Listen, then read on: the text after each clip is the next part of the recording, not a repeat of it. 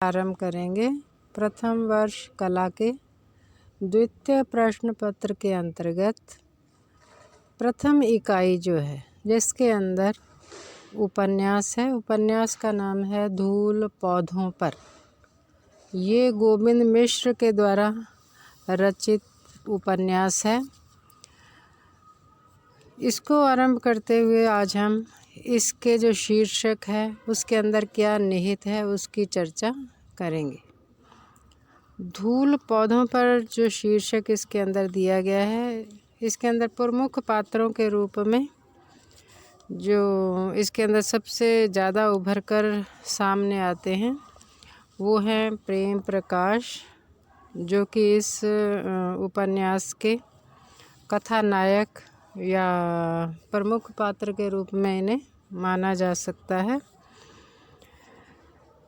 गोविंद मिश्र ने इसके अतिरिक्त ये जो उपन्यास है धूल पौधों पर, इसके अतिरिक्त कुछ अन्य उपन्यास लिखे हैं जिनके नाम है उतरती हुई धूप, लाल पीली ज़मीन, वह अपना चेहरा, हजूर दरबार, धीरे समीरे, 5 आंगनों वाला घर, तुम्हारी रोशनी इत्यादि।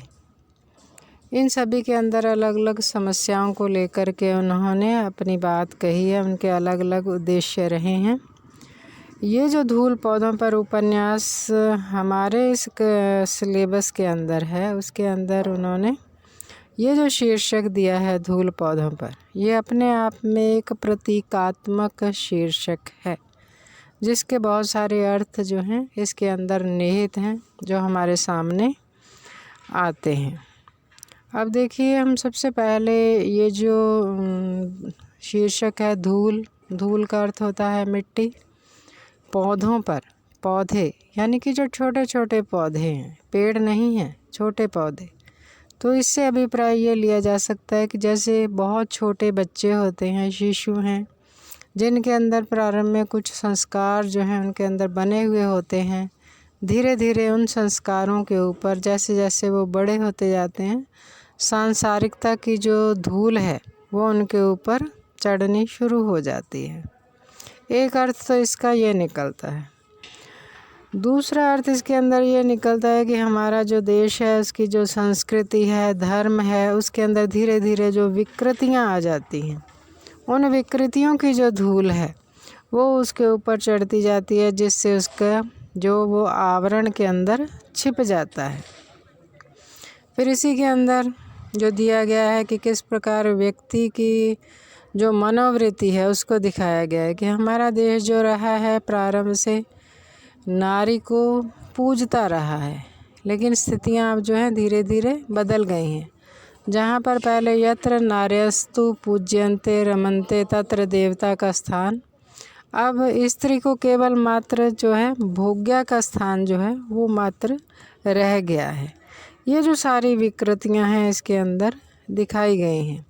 इसकी जो कथा नायिका है वो किस प्रकार से सरल सहज स्वभाव वाली है, लेकिन उसका जो पति है जिसे युवा गुरु के नाम से जाना जाता है, वो ज्योतिष के नाम पर ढोंग पाखंड करता है, लोगों को लूटता है। इसी प्रकार अपना अनैतिक जो आचरण है इसके अंदर उसका दिखाया गया है कि ये माना तो जाता है कि स्त्री और पुरुष दोनों को मिलाकर के जो गाड़ी है वो चलती है, वो रथ के 2 पहिए हैं, लेकिन यहाँ पर जो पुरुष प्रभावी जो समाज है स्त्री को जो है 2म दर्जे का समझकर उसकी जो स्थितियाँ हैं और अधिक त्रासद कर देता है। अब इस शीर्षक के माध्यम से हमने इस पूरे उपन्यास के अंदर ये जानने का प्रयास करना है कि इसकी कथा क्या है, इसके बारे में क्या कहा गया है और कौन कौन सी मूल समस्याओं को उठाया गया है।